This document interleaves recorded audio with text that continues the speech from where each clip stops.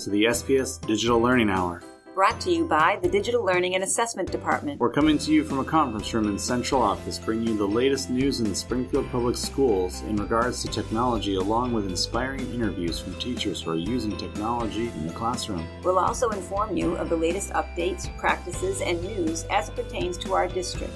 Whether you are new to using technology in the classroom or are a seasoned vet, we are here to help.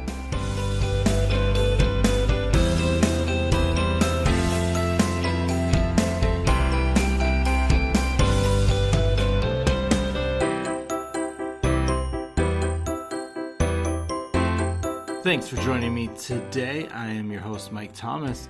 In case you missed it, the latest blog post is out and it's all about coding and mathematics. How the two are intertwined together. You can find out all this great information on how not only you can apply coding in your math class, but how they do work together out on the blog. Included in the blog, there's a couple of videos on how making math fun with robotics, and there's about a half dozen links on different ways to help you integrate coding and mathematics together. In case you missed it, Office Mix Preview is ending its service. It's got about 4 weeks left of time, so on May 1st, 2018, your content will be gone. So if you have posted stuff out on mix.office.com, please log in and click on your mixes. Click Migrate to move your mixes to the Microsoft Stream or manually download your content as PowerPoint files. Once they are downloaded, then you are all set. On May 1st, any remaining files will automatically get deleted. So that is very important for you to know. Once that date comes, they are gone forever. In case you missed it, we have a very important poll question out on Yammer, which is asking about what gradebook do you use? So what tool do you use for keeping track of your students' work and grading? Whether that's Brightspace, PowerSchool, or something else like nGrade, please let us know as we are trying to move everything together and work together, and so that's one of the things that we're looking for. That's it for In Case You Missed It. Coming up next, Hot Take.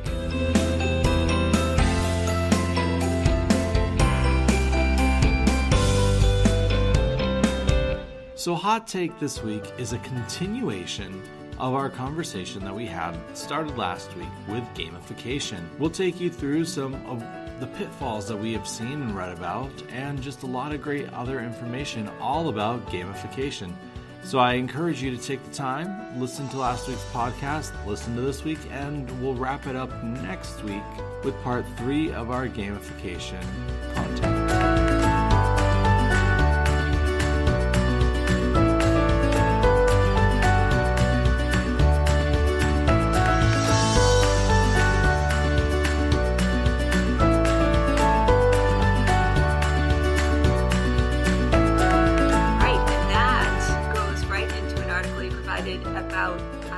Addiction versus habit, and the gamification characteristics lend themselves towards the addiction part, right? You can't stop playing. You want to earn more points. You can't stop doing that until you reach a certain level. And there was a person in here, Mike, I'm sure you remember his name, Gabe Zikerman, who was originally a cheerleader for gamification. And he worked for major companies, so you think of your grocery stores, your gas stations, and all of that, who wanted people to continually go to their sites or their businesses. And so he taught them what they needed to do within their platform to get people to continually go back. But now, when he goes to a restaurant and sees everyone sitting at a table looking at their cell phone, he thinks, oh, okay, this has gone a little bit too far. How can I change it? So I was happy to hear he came up with an app that will help people change their habits.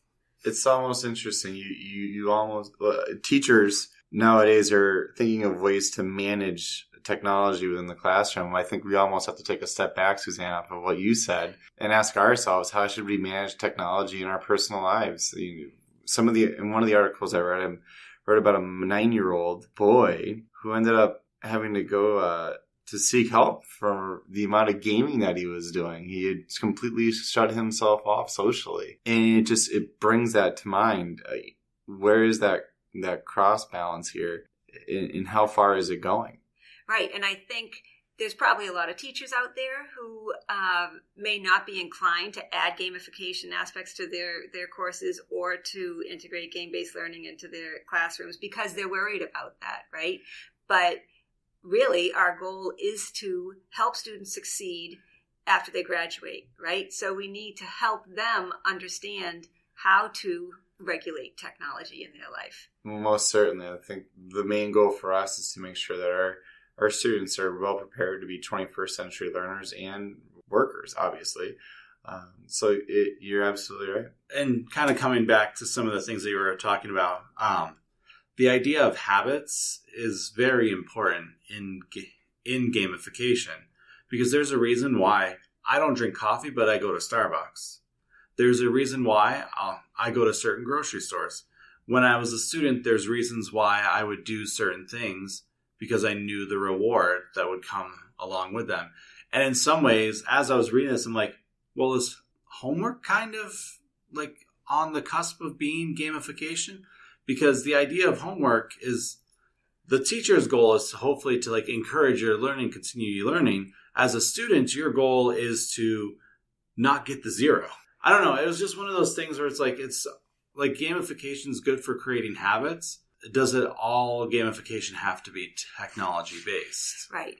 No, it's a very good point, because in the end, we don't want students to do their homework or pass a test or whatever it is simply because they want that A. We want them to do it because they want to learn. We want that intrinsic motivation to be established. So I guess my opinion at this point in time, which can always change, but I think if gamification can be used to start good habits, then that's great, as long as it continues on to a more well-rounded type of learning. Yeah, and I don't think gamification can solve or fix any problems, because it's only as good as its use, and once it outgrows its use, it's like not going to be great for you to use anymore. Like I think of Class Dojo, for example. There's a huge gamification aspect to that because it's tracking all of the positive things you're doing in the classroom. Well, that's great for the younger grades, but like as you get older, like it's still the same thing from kindergarten all the way through 12. They don't have like a separate Class Dojo for high school, for example. While that might be a useful tool for some, and they might get into like the addictive habit of it, of like always trying to like make sure they hear that ding for when they get points. But for many, like gamification in that aspect kind of like goes away. Like it's not as effective anymore, where it's like, you know what, I'm going to get my points anyways. I'm going to do what I want. So in one of the articles, there was this great chart. I can see that, Suzanne, you have it out too, where they kind of like laid out like education games versus gamification of education, which is a mouthful. And they kind of like, each of the levels, they have like the education games part and then the gamification part. And so they kind of compare the two. So it's easy to see how, even though they're two different things, how they tend to get confused a lot. So for example, one of them, it says, for education games, strive to present the right level of challenge to the player. That's for education games. For the gamification version of that, it's targeting levels of challenge seldom considered. Those aren't very different from what we're saying. Right. That's why it gets so confusing, Mike. Number one, because in that particular article, it refers to education games, not game-based learning. So again, it's just the whole vocabulary that you need to master first. And then where they say for gamification of education, targeting level of challenge seldom considered. I would argue that, right? Because if you're setting up your course in Brightspace and you've gotten to the point where students are earning points based on accomplishing certain assignments, then that is targeting a certain level. They're not going to get to the highest level until they've mastered X, Y, and Z. But I think it's the context that's different. Right. And I think the one that out of that group that really makes the most sense to me was the focus on conceptual change for education games versus focus on behavioral change for gamification. Because I continue to go back to gamification is really about behavior and the behaviors that you're doing, whether positive or negative, the reason why you're doing them. Like that's why Class Dojo works. That's why the grocery store ones work. I go to Big Y more than I go to Stop and Shop. Why? Because it's got the rewards card. Or someone could say the opposite, saying I go to Stop and Shop more for the gas points. Because I'm already buying my groceries, now I'm going to go in the reward of buying my groceries there as I get cheaper gas. So that, to me, that's behavior, and education games themselves is more about like you've learned X in class, and now this game is going to help you understand X better, or it's going to come right along to help build X into Y. Right. I think that's a very good point. Along with that, they explained how the education games will have a whole storyline involved with characters and whatnot, whereas gamification doesn't necessarily have that. It might have a personal avatar that the student uses, but the storyline is weak. I think with the education games, students are going to remember the whole experience more and remember the thought processes they went through, or everything involved, more so than just going through a gamified course.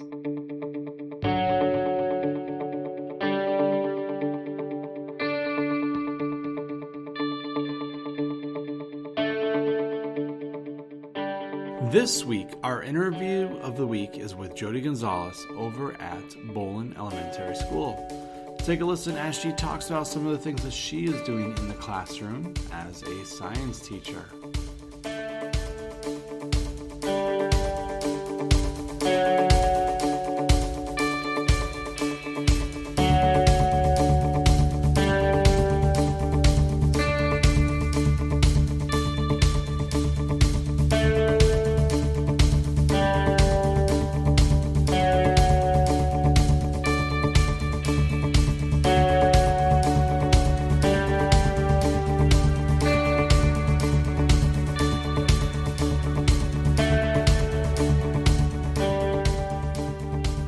Jodi Goncalves. Today we're going to talk about some exciting developments in her classroom and how she's integrating technology. Saying that, I'm going to let Jodi get right to the point. So Jodi, if you could just give us all a brief background of your history here at Springfield Public Schools, that'd be great.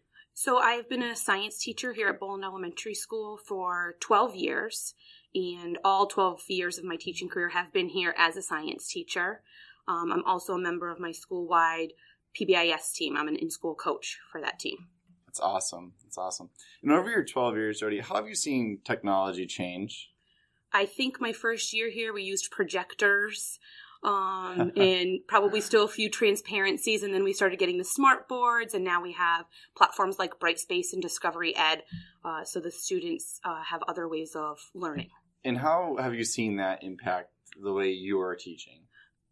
I think the students are more engaged. I also think that the students have more ownership of their learning, and they do a little bit more of their own learning independently rather than always being dependent on the teacher to give them the information. Got you. And as a teacher, a theme I see when I go to the schools is that it's a fine balance, right? You have all these resources, Brightspace, Office 365, billion gamification websites that you can go to and have your students use. How do you prioritize which ones to use, and not just which ones to use, but how often you're using these resources? I always take a look at my standard first, the lab that they're going to do, and then I just spend a lot of time researching what resources might be best to get that knowledge to students or have them practice something. Okay. So sometimes it is through a game as a quick check-in at the end of class, or sometimes it's an assignment in Brightspace, or it's a group project and they upload a PowerPoint into Brightspace. So it really depends on the standard and what kind of assessment I want to come out of that standard. No, and that's a great overview because, again, I think a lot of teachers who are listening are going to appreciate that feedback because, again, it's a common theme I hear. Well, Brendan, we have a million resources. Where do I even begin? And not just where do I begin, but how do I build that into my lesson plan, right? Because there's just so much going on with what you guys have to do on a daily basis, let alone trying to incorporate this new technology that's changing every day. Yeah, I do find that once you start using it, it's easy to incorporate daily into your lesson plans once you get used to it. So like anything else, it's just practice and repetition. Exactly. And it's funny, I think everybody agrees the students are probably more adept at learning and adapting than we are. Oh yeah, they teach me some things about some of the platforms that we use that I may not know how to do, but they're good about that. Excellent. Now, recently we received word that you had a really exciting avenue, or you used an exciting avenue called Skype to have a really cool call with a colleague. Could you elaborate on that and provide some detail for our listeners? Yeah, so with my 4th grade students, we did a Skype with a Scientist. It's a free program. A student at UConn had started it, and now they have over 2,000 scientists signed up for it. And so any teacher can sign up for it. They just ask for your name, your school, a little bit of background about your school, and then they have you categorize which type of science you would like to see a scientist matched up with you. And within a few weeks, they match you up with a scientist in one of those science categories, and you email back and forth with the scientist. You set up a date and time that would work for both of you. And the scientist tells you a little bit about themselves so you can prepare the students. Excellent. You're working with somebody at UConn, right? And is there like a resource or a link that folks can go to, or if they just go to the UConn education website? Skypeascientist.com. So okay, Skypeascientist.com is the website. They basically take care of the background work for you. Which is and great. Then the scientist, they'll send you an email that says you've been matched and your scientist will contact you soon. And then my scientist contacted me within a week or two. She was from the Smithsonian National Zoo in DC. She studies biology, specifically amphibians and bacteria, and how it helps them and hurts them. And so she's in one of the labs there. And so she gave me some of that background. She's done a thesis before, and she knew that would be a little above 4th grade. So she gave me some information that I could introduce to my 4th grade students that would be more at their level. Oh, wow. This is free. It is absolutely free. Which is the greatest price there is, right? Yes, that's right. So the application that you use to make this happen, Skype, what was your experience with it prior to going into this endeavor? Other than calling some family that lives in another country once in a while. Because it's free, right? Because it's free. Exactly. I had never used Skype for any type of purpose like this. Okay. So the scientist and I tested it the week beforehand. All right. To make sure that we had a good connection. We could both see each other. We could both hear each other. She walked around her lab and said, where do you think would be a good place for me to sit that would interest the students? Okay. And then we were all set to go on the day of. And how did your students react to seeing somebody that they've never met before on the computer screen, providing them a lesson? They were a little, I think, shy and nervous at first. They came in a little bit earlier than we made the Skype call. Just to kind of prepare them and tell them the expectations. And they all said that they were so nervous. But once the conversation started, and our Skype lasted about 40 minutes, they were really into it and not nervous to answer her questions at all. That's good. So you were able to break the ice with them pretty easily? Yes. That's good. And the logistical aspect of it. So using the Skype, you said you had a practice session before, right? So you kind of tested it out. For those listening, how easy is Skype to use? Just bare bones, brass tacks. Do you think Skype is a pretty easy application that folks can use to collaborate, not just across our district, but with external resources like this individual? It was extremely easy. You basically, if you don't have a Skype account, you sign up with an email, and that can be your username. And then as long as you know someone else's username, you can easily connect them. You can call, and you can have chat sessions on there. So when she was ready for us, she sent me a message saying, call in whenever you're ready. Yeah. And so it was actually really easy for me not really using it in the past, especially in this way. It really only took me a few minutes to figure it out. That's awesome. That's really good to hear. As we continue our discussion on just the integration of technology into the classroom, obviously you're thinking outside the box, having outside people call into your classes. That's really creative and that's really great. How do you see it progressing into the future here at Springfield? Obviously, I think our district is pretty proactive when it comes to infusing technology. We have a one-to-one program that's up and running now. All of our students have access to the devices. How do you see us progressing, and how would you recommend teachers continue to integrate technology into their classrooms and lesson plan? I mean, I can see it in the future, students doing all of their assignments on the computer and Dropboxing them somewhere where a teacher is able to give them feedback, and students can see that right away. So really getting away from that paper. And I've already done that a lot. I don't make a lot of copies anymore because I try to put a lot of my resources on one of the platforms so students have access to it. I also think it helps students because they can go back and look at it at home. A lot of them do have access to technology at home. So it lets them go back and take a look at things that they've worked on. If they've missed school, it allows them to kind of catch up, especially like in a science lab where I see them once or twice a week. They can at least have an idea of what we've done because something is right there in front of them. I think just the amount of knowledge that's out there in the web and all of that, I think is just going to help open doors for students for get ready for their careers and get ready for college. And it's amazing how quick paced it's changing. Oh, I couldn't agree more. I mean, Yeah, and that's kind of when we get down to the bottom of it, right? It's creating these 21st century learners so that our students are able to take these, simple applications like Microsoft Outlook to send emails, as you said, Dropbox homework assignments, right?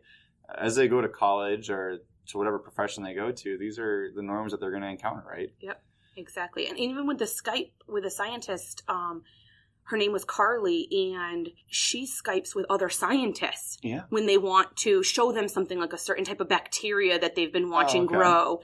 And they're able to chat through that platform rather than just over the phone, so they can actually see what they're looking at under a microscope.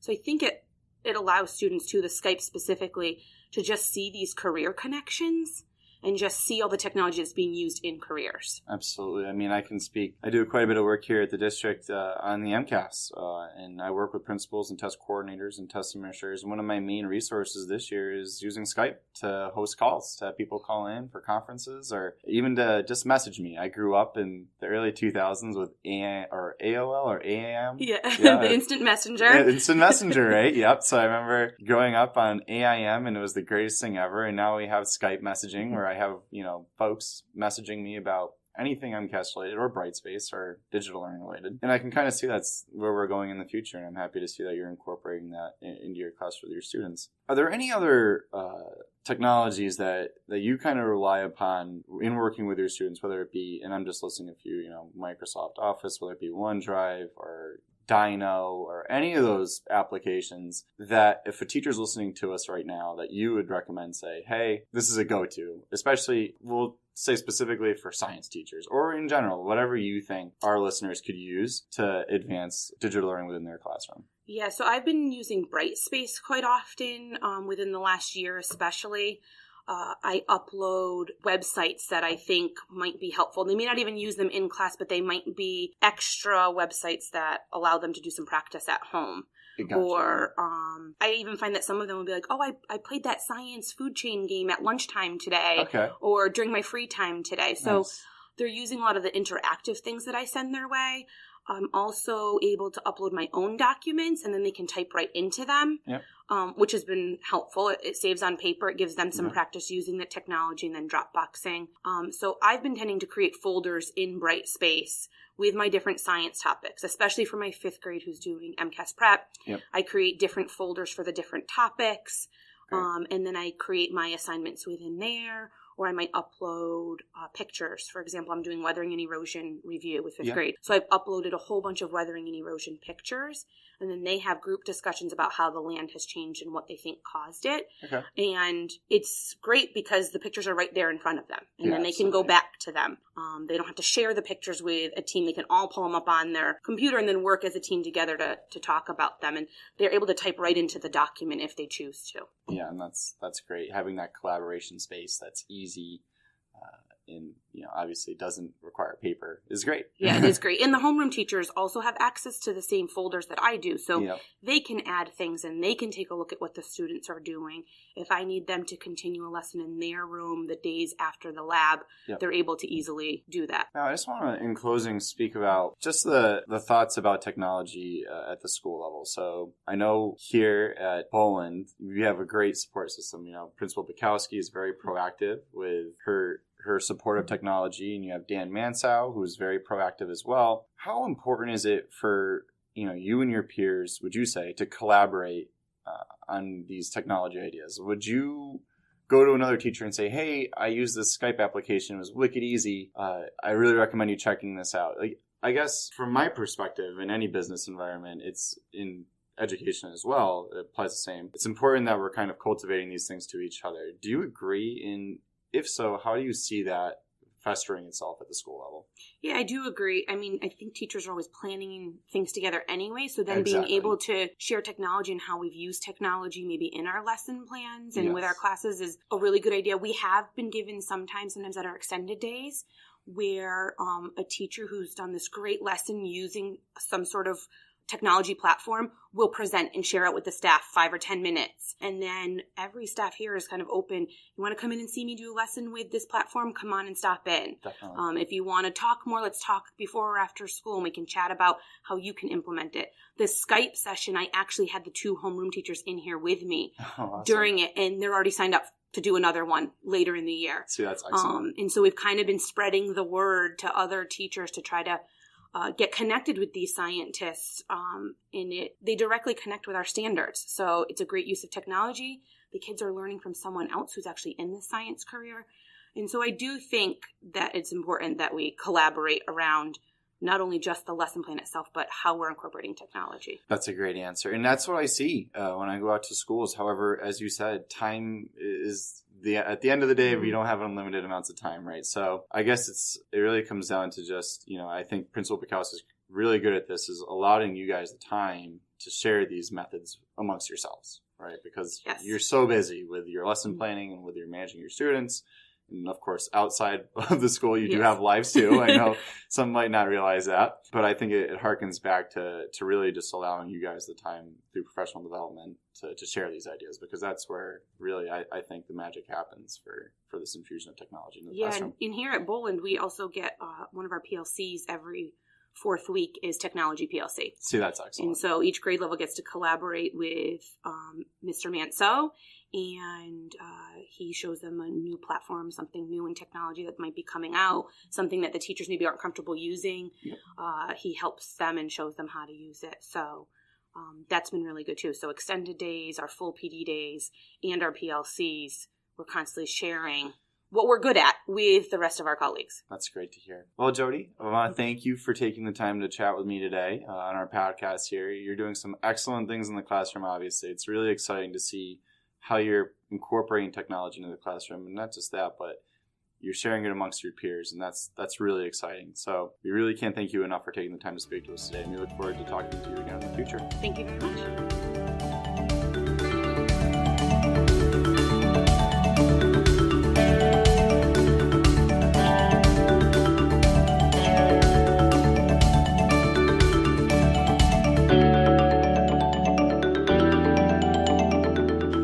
Such a great interview that Brendan did with Jodi Goncalves over at Boland. A couple of things that really stood out to me was this idea of student ownership.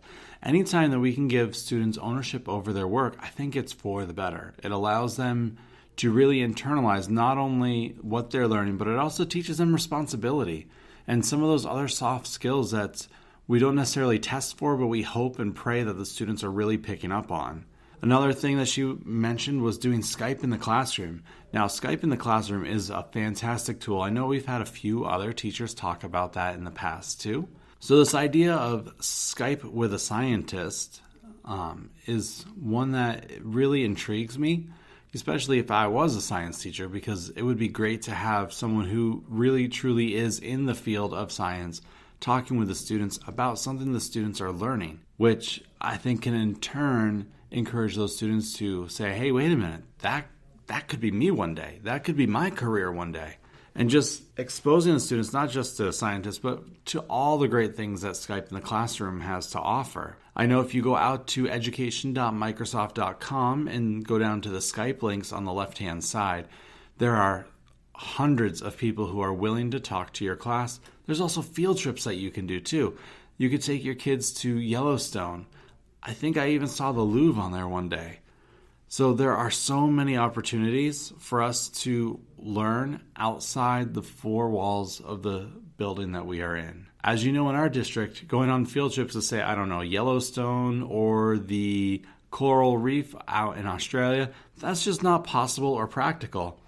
But we can do these virtual trips. We can do these interviews with people around the world that will help encourage our students and see how big this world is and how many opportunities there are in it for something that they love or something that they didn't even know about that they found more information about because of Skype in the classroom. It's a fantastic tool, and I do encourage you guys all to go out there, sign up education.microsoft.com and learn more about Skype in the classroom. I think one other interesting thing I wanted to pull out of that interview was the fact that over at Boland, they have this time, and I feel like I've heard this from other teachers that we've interviewed from Boland, where they meet once a month and they talk about using technology in the classroom. They take time to actually share, demonstrate, and allow practice of new technology tools within the classroom. And that is a great low-stakes way to learn how to use the tools. Know that somebody else in your building is an expert with those tools so that you can even use them yourself in your own classroom and know that there's someone down the hall or down the stairs, depending on how big your building is, of course, that could help you get everything set up. It's just, they've got some great things going on over there that are easily transferable to other schools. Well, as we wrap up today, I just want to remind you that there is a poll question out on Yammer that we really would love some feedback on about how you do your grade book. Please go out there and vote, I guess would be the great way to put it, but you're really just telling us the tools that you use so that we can kind of try to start making connections to our learning management system through those tools. Also, if you listen to us on iTunes, Stitcher, Spreaker, Yammer, leave us some feedback. Talk to us. We'd love to hear from you. We'd love to see some 5-star ratings on whichever site you choose to listen to us. We are now available through the iHeartRadio app. We are on Stitcher and Spreaker and Google Play and iTunes Apple Store. There's just so many ways that you can access this podcast, and we are glad that you are listening today. Make sure you tell your friends, your colleagues, your coworkers, and if you want to be interviewed on this podcast, we would love to talk with you. You can send us a message to dlasupport@springfieldpublicschools.com. I'm Mike Thomas, and I will see you next week.